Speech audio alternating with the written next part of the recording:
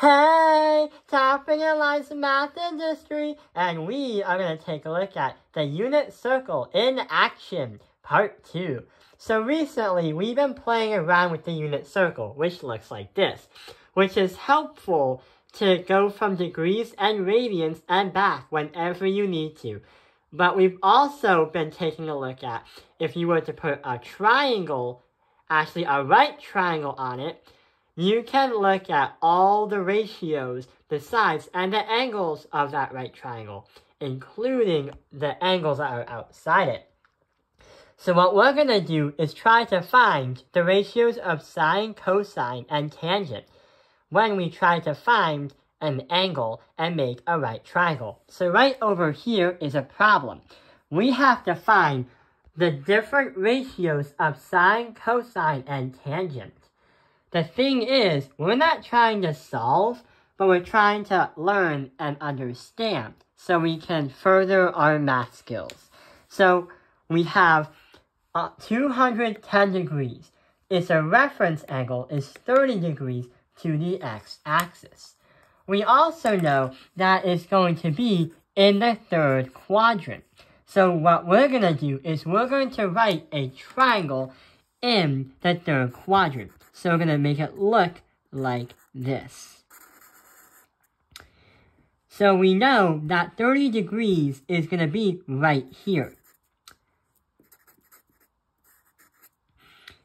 Let's enlarge the triangle a little bit more.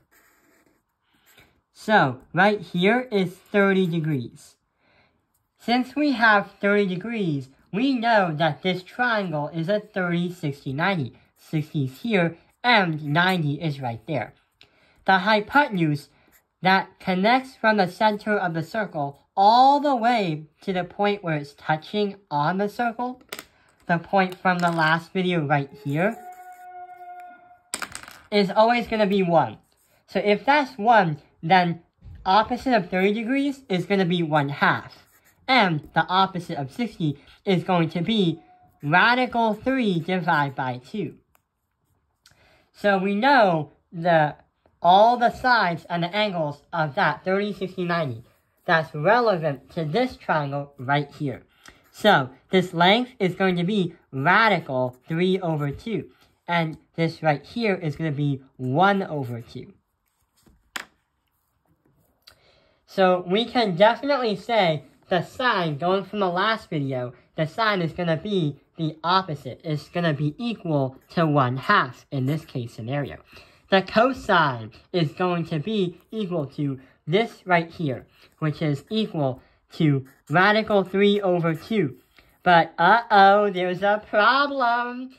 Do you remember from the last video, from the last worksheet, where we talked about assuming each triangle is going to be on the top right side? The problem is that this triangle right here is on the bottom left.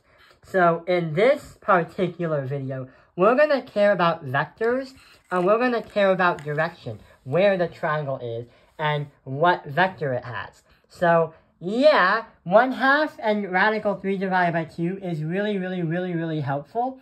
But the problem is, since we're talking about vectors, we need to understand where in the coordinate plane, or where in the unit circle are we looking at.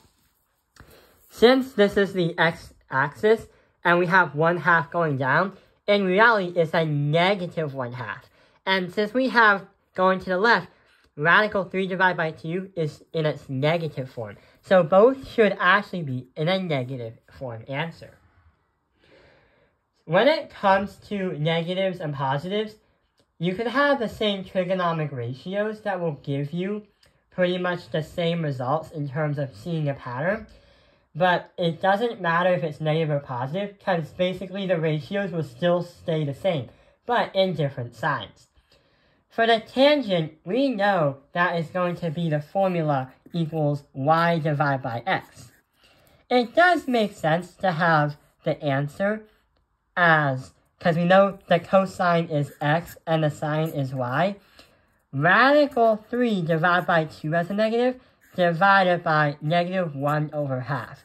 But this is not really the formal way to write it in. because what we've made here is called a complex fraction, which literally is a fraction on a fraction that makes up another fraction on a fraction that makes another fraction on a fraction. I think you get the idea.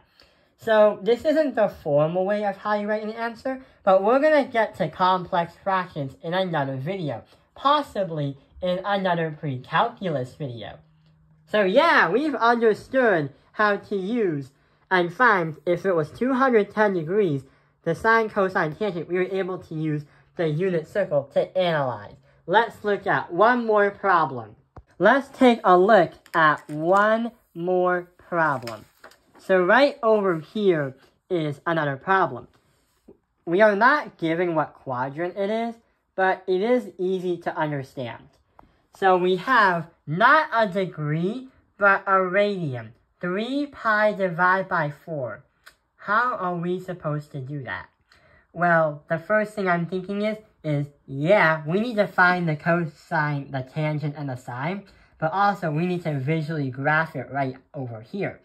So with 3 pi divided by 4, we know that 4 pi divided by 4 would be just pi, because it would cancel out. So we know that on this thing right here, the unit circle, is not going to exceed the pi or 180 degree mark. It's going to look something where the angle, here's the standard position, is going to look like this. I'm drawing the hypotenuse right now. And it's going to have the base and the right triangle look like this. Oh, and yeah, it's going to be in quadrant number 2. The reference angle is going to be 45 degrees, which creates a 45 degree triangle. This is a 45, 45, 90, which means this is 45 and that's 90. Going back from the rules from yesterday, or from the last video, if you write a number 1 on the hypotenuse as its main rule, because each hypotenuse on a unit circle must be a unit of 1, then right over here is going to be radical 2 divided by 2. And it's going to be congruent and equal to the same thing as saying radical 2 divided by 2 on the bottoms. Right over here, the sine, the cosine, and the tangent, we can definitely say that the sine is going to be 2 as a radical divided by 2. But also the cosine as radical 2 divided by 2. But, problem! The cosine, despite it being on the left top side, it's literally on the left top side, it's negative because it's going to the left. So the cosine's answer must be in a negative form. The tangent we haven't really gone through over, but let's just do it just for now. So we have to do the cosine and the tangent together. We are going to do, the tangent is going to equal radical 2 divided by 2, divide that by a gigantic one, or a much bigger one, of negative radical 2 divided by 2. Remember, we'll look at complex fractions in another pre-calculus video, but for now, this makes a ton of sense. To think about these kind of problems, always ask yourself, what quadrant is this angle supposed to be in? And what vectors does your triangle have? Based on the information, if your triangle is placed in different areas of the xy plane or the unit circle, it will have negatives and positives depending on where you place the triangle. So yeah, I hope this video has helped you understand the unit circle in action, part 2. Thank you for watching Tao Fingerline's Math Industry. Like and subscribe!